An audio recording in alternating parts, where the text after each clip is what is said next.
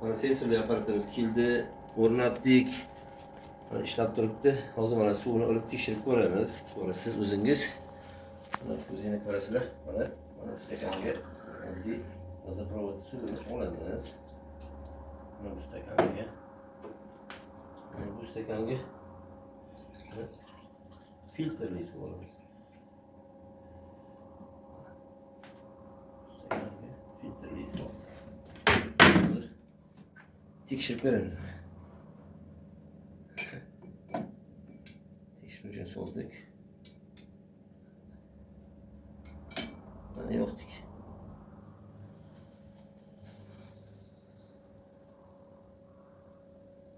Sal yog'ilsa, yo'rg'ida yaxshi ko'rinadi.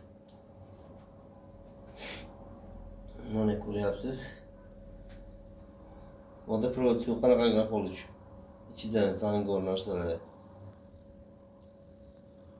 tushib ketyapti. 15 sekund bo'ldi o'zim ishni qo'yganimiz. Holatni qarang. Toza ichimlik suvimizdan shunchalik qizib ketdi.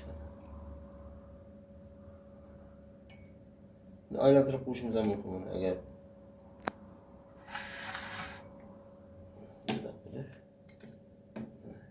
shamoqchi bo'lmasin.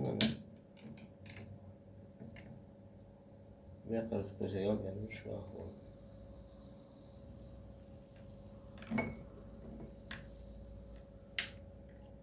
Hozir ko'rasiz. Mana filtrdagi suv. Top toza. Mana vodoprovod suvi mana. Tepasidan ko'ring. Shuncha musor chiqib ketdi.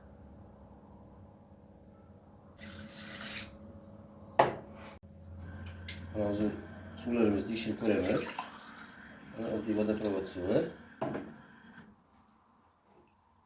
Mana burası filtrli suv.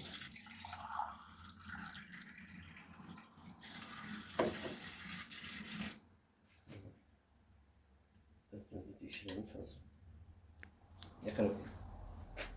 Mana vodoprovod suvida 424. 424. Filtrli suvimizda 16. Juda yaxshi rezultat. Juda chiroyli.